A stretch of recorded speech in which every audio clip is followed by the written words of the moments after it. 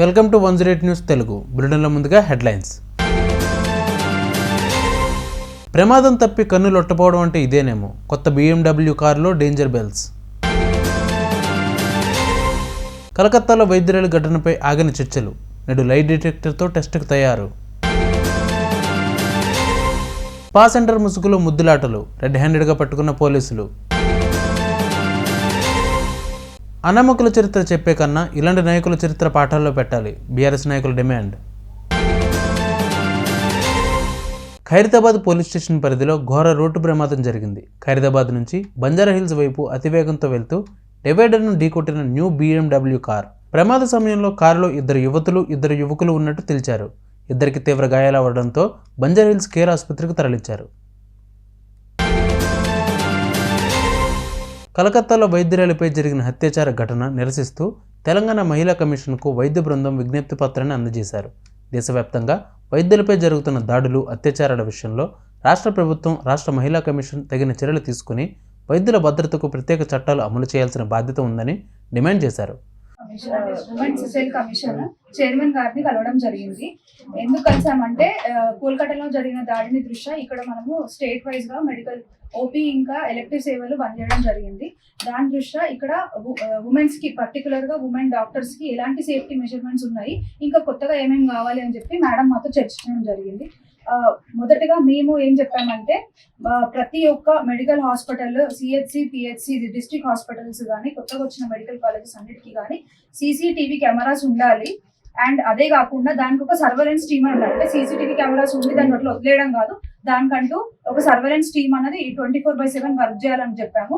అదే కాకుండా నెక్స్ట్ ఏంటంటే ఇప్పుడు మనకు పక్క రాష్ట్రంలో దిశ యాప్ అన్నది ఒకటి వచ్చింది. అలాగే ఇక్కడ కూడా మనకు దిశ యాప్ అన్నది ఒకటి ఇంట్రడ్యూస్ చేయాలి. ఏంటంటే ఎవ్రీ వర్కింగ్ ఉమెన్ ఆ యాప్ డౌన్లోడ్ చేసుకుంటది. ఆ యాప్ ఏంటంటే ఇక్కడ లోకల్ పోలీస్ కి కానీ ఇంకా ఇతర ఎవరైతే హైయర్ అఫీషియల్స్ ఉంటారో అవన్నిటికీ కనెక్ట్ అవుతుంది అనమాట యాప్. ఆ యాప్ కనెక్ట్ అవ్వడం వల్ల ఏమైతే ఎప్పుడైతే మాకు అనిపించింది ఇక్కడ మేము డేంజర్ జోన్ లో ఉన్నామని అనిపించినప్పుడు జస్ట్ యాప్ లో ఒక బటన్ ఉంటుంది, అది నొక్కేస్తే మా లొకేషన్ కానీ మేము ఉన్న ప్లేస్ అన్ని ట్రేస్ అవుతాయి. దాంతో పాటు అక్కడ లోకల్ పోలీస్ అలర్ట్ అయి తొందరగా రావడం జరుగుతుంది. అదే కాకుండా ఈ స్పెషల్ ప్రొటెక్షన్ ఫోర్స్ ఏదైతే 2019 ఎపిడమిక్ టైంలో స్టేట్ గవర్నమెంట్ తీసుకొచ్చారో 164 మెంబర్స్ ని SPF వాళ్ళని రిక్రూట్ చేయడం అన్నది అది ఓన్లీ పేపర్ల వరకు పరిమితం అయింది. ఇప్పుడు మేము దాన్ని ఏంటంటే ఇంప్లిమెంట్ చేయమని చెప్పి రిక్వెస్ట్ చేసుకున్నాము. 2019 లో 21 మెడికల్ కాలేజెస్ ఉన్నాయి, ఇప్పుడు 33 మెడికల్ కాలేజెస్ ఉన్నాయి. సో ఇంకెక్కువ ఫోర్స్ కావాలని అడగడం జరిగింది. ఫోర్స్ కావడమే కాదు, ఎవరో ఏదో ప్రైవేట్ సెక్యూరిటీ సిబ్బందిని తెచ్చి పెట్టడం కాదు. అక్కడ మాకు పర్ఫెక్ట్ గా సెంట్రల్ ఫండెడ్ అన్నా, centrally funded like CSF or SPF అన్నా, లేకపోతే స్టేట్ ఫండెడ్ పోలీస్ అఫీషియల్స్ అన్నా కావాలి. అంటే కానిస్టేబుల్స్ అన్నా, SIs అన్నా ఆ లెవెల్ ఆ క్యాడర్ వాళ్ళే కావాలి. ఏదో ప్రైవేట్ సెక్యూరిటీ అని చెప్పి వాళ్ళని పెట్టి వాళ్ళు కనీసం 5 మంది వస్తే కూడా వాళ్ళు ట్యాకిల్ చేయలేరు. అలా ఉన్నప్పుడు ఇంకా వాళ్ళని పెట్టి కూడా లాభం లేదు. So we're asking for special state funded or central funded security system ని మేము అడుగుతున్నాము. అదే కాకుండా ఒక సెక్యూరిటీ ఆడిట్ అన్నది జరగాలి. ప్రతి ఒక్క తెలంగాణ స్టేట్ గవర్నమెంట్ లో ఉన్న అన్ని మెడికల్ కాలేజెస్, ప్రైవేట్ కానీ గవర్నమెంట్ కాలేజెస్ అన్ని కూడా సెక్యూరిటీ ఆడిట్ అన్నది జరగాలి. ఏంటంటే ఎక్కడెక్కడ ఏమేమి ఉన్నాయి, ఎంతమంది సెక్యూరిటీ వాళ్ళు ఉన్నారు, ఎన్ని CCTV కెమెరాస్ ఉన్నాయి, ఎన్ని వర్కింగ్ కండిషన్స్ లో ఉన్నాయి, ఇవన్నీ ఒక ఆడిట్ రూపంలో ఇస్తే ఆడిట్ అన్నది ఇప్పుడు దాన్ని చూసుకొని ఎక్కడెక్కడ డెఫిషియన్స్ ఉన్నాయో అన్నది కరెక్ట్ చేసుకోవడం జరుగుతుంది. ఇవే కాకుండా ఇప్పుడు ఇంజనీరింగ్ కాలేజెస్ లో కానీ, లా కాలేజెస్ లో కానీ ఉమెన్స్ సెల్ ప్రొటెక్షన్ సెల్ అన్నది ఉంటుంది. అలాగే మెడికల్ కాలేజెస్ లో కూడా ఉమెన్స్ ప్రొటెక్షన్ సెల్ అనేది ఉండాలి. అది ఎవ్రీ 1 month కి దాని మీద రివ్యూ మీటింగ్ అన్నది జరగాలి. ఇప్పుడు అది ఉంది కదా అని చెప్పి నామమాత్రంగా పెట్టడం కాదు, అది యాక్టివ్ కండిషన్ లో ఉండాలి. ఇవన్నీ మేము మాట్లాడడం జరిగింది. మేడం కూడా పాజిటివ్ గానే స్పందించారు. ఇవే కాకుండా డే టు డే బేసిస్ లో ఎవ్రీ గవర్నమెంట్ డాక్టర్ ఎన్నో వైలెన్స్ ని ఫేస్ చేస్తూ ఉంటారు. ఇవన్నీ కూడా మేము మేడం దృష్టికి తీసుకెళ్లడం జరిగింది. ఇవన్నీ కాకుండా ఇప్పుడు ఒక ఇన్సిడెంట్ అయినప్పుడు కమిటీ ఏర్పాటు చేస్తారు, స్పెషల్ కమిటీ అని చెప్పి పెడతారు. ఆ స్పెషల్ కమిటీ అని పెట్టి అది నెలలు సాగదీస్తూ ఉంటారు. ఆ మ్యాటర్ జ్యుడిషియరీ లెవెల్లో కానీ, ఇక్కడ మనకు గ్రౌండ్ లెవెల్లో కానీ నెలలు సాగదీస్తుంటారు. అట్లా నెలలు సాగదీయడం కాకుండా స్విఫ్ట్ యాక్షన్ అంటే ఒక డెడ్ లైన్ పెట్టాలి. కమిటీ ఫామ్ అయింది, ఇగో మీకు ఇది డెడ్ లైన్ ఇస్తున్నాం, ఈ 2-3 రోజులలో ఈ ప్రాబ్లమ్ సాల్వ్ అయిపోవాలి అని పెట్టాలి. అదే కాకుండా కమిటీలో జూనియర్ డాక్టర్స్ ని ఇంక్లూడ్ చేయాలి. ఎందుకంటే మెయిన్ గా ఫ్రంట్ లైన్ లో పనిచేసేది జూనియర్ డాక్టర్స్, హౌస్ సర్జన్స్ కావచ్చు, పోస్ట్ గ్రాడ్యుయేట్స్ కావచ్చు, సూపర్ స్పెషాలిటీ వాళ్ళు కావచ్చు, సీనియర్ రెసిడెంట్స్ కావచ్చు. అక్కడ ఫ్రంట్ లైన్ లో ప్రతి గవర్నమెంట్ హాస్పిటల్స్ లో పనిచేసేది జూనియర్ డాక్టర్స్ కాబట్టి ఏదైతే కమిటీ పెడతారో ఆ కమిటీలో జూనియర్ డాక్టర్స్ ని కూడా ఇన్వాల్వ్ చేయమని చెప్పి మేము కోరుకుంటున్నాం.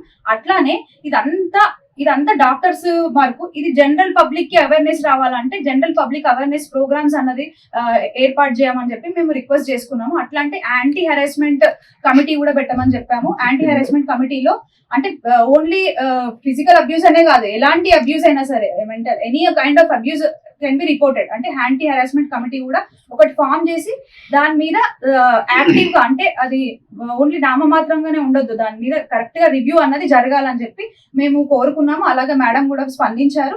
ఇంకా వేరే ఇతర ప్రాబ్లమ్స్ చాలా ఉన్నాయి, అవన్నీ కూడా మేము డిస్కస్ చేసాం మేడం. చందానగర్ స్పా సెంటర్లో హ్యూమన్ ట్రాఫికింగ్, స్పా ముసుగులో వ్యభిచారం నిర్వహిస్తున్న స్పా నిర్వాహకులు. పక్కా సమాచారంతో దాడి చేసి 4 యువతులు 3 విటులను అదుపులోకి తీసుకున్నారు పోలీసులు. పట్టుబడ్డ వారి నుంచి నగదు సెల్ ఫోన్లు స్వాధీనం చేసుకుని కేసును చందానగర్ పోలీసులకు అప్పగించిన హ్యూమన్ ట్రాఫికింగ్ పోలీసులు. కేసు నమోదు చేసుకుని దర్యాప్తు చేపట్టిన చందానగర్ పోలీసులు. సర్దార్ సర్వాయి పాపన్న గౌడ్ 374వ జయంతి సందర్భంగా తెలంగాణ భవన్లో వారి చిత్రపటానికి పూలమాల వేసి నివాళులర్పించారు బీఆర్ఎస్ నాయకులు. ఈ సందర్భంగా మాజీ మంత్రి శ్రీనివాస్ గౌడ్ మాట్లాడుతూ ప్రభుత్వానికి కొన్ని కీలక సూచనలు చేశారు. తెలంగాణ వచ్చిన తర్వాత కేసీఆర్ గారు అధికారికంగా జయంతి వేడుకలు నిర్వహించారు. గౌడ్ భవన్కు నిధులు కేటాయించి దానికి సర్దార్ సర్వాయి పాపన్న గౌడ్ పేరును పెట్టారు. విగ్రహ ఏర్పాటుకు నిధులు కేటాయించారు. కాంగ్రెస్ ప్రభుత్వం ఆయన విగ్రహాన్ని ట్యాంక్ బండపైన ఏర్పాటు చేయాలని డిమాండ్ చేశారు. అలాగే ఆయన చరిత్రను పాఠ్యాంశంగా చేర్చాలి, అసెంబ్లీలో కూడా ఆయన విగ్రహాన్ని ఏర్పాటు చేయాలని కోరారు. అనామకుల చరిత్ర గురించి చెప్పే కన్నా ఇలాంటి చరిత్ర కలిగిన మహాత్ముల చరిత్రను పాఠ్యాంశంలో చేర్చాలి అంటూ కాంగ్రెస్ ప్రభుత్వాన్ని డిమాండ్ చేశారు. మరి మొట్టమొదటి విగ్రహాన్ని ఇప్పించినటువంటిది పొన్నాల లక్ష్మయ్య గారు. ఆ కోటకు పక్కనే వారి ఇల్లు కూడా ఉంది. అక్కడ పేరువరం రాము గారి ఇల్లు, ఒక సైడు వీరి ఇల్లు. ఆసియా ఖండంలోనే గొప్ప వీరుడు, మొట్టమొదటి రాజు అయినటువంటి, శివాజీకి సమకాలికుడైనటువంటి, ఏసియాలోనే బహుజన వీరుడు, బహుజన రాజు సర్దార్ సర్వాయి పాపన్ననే ఆయన ఆదర్శంగా తీసుకుంటే ఈ భారతదేశం మొత్తం మారిపోతుంది, వ్యవస్థనే మారిపోతుంది, పీడిత వర్గాలకు అన్ని రంగాల్లో న్యాయం జరుగుతుంది, సమానత్వం ఉంటుంది, ఆయన ఆదర్శంగా తీసుకోవాలని చెప్పి లండన్ కేంబ్రిడ్జ్ యూనివర్సిటీలో గొప్ప గొప్ప పుస్తకాలు ఉంటే మరి ఇక్కడ మాత్రం ఈ దేశ చరిత్రలో పేరే లేదు.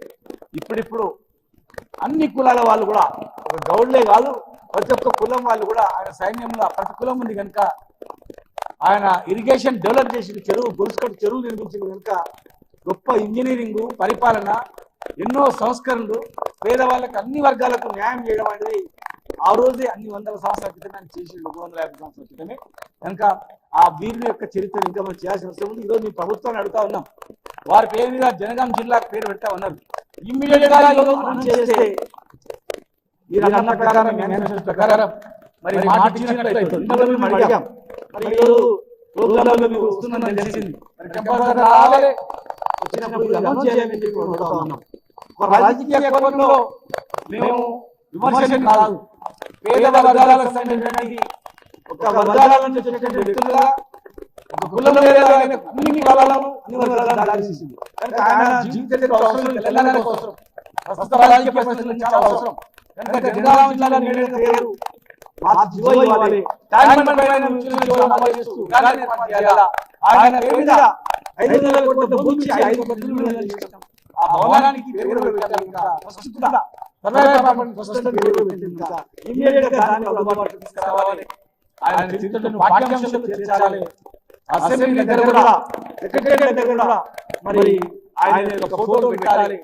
అసెంబ్లీలో కూడా రాజు ఈ హైదరాబాద్ అసెంబ్లీలో కూడా ఆయన విగ్రహాన్ని ఏర్పాటు చేయాలా. చూసారుగా, ఇవి వాళ్ళ బులెటిన్ అప్డేట్స్. మరిన్ని అప్డేట్స్తో మళ్ళీ మీ ముందుకు వస్తాను. అంతవరకు కీప్ వాచింగ్ 108 న్యూస్ తెలుగు.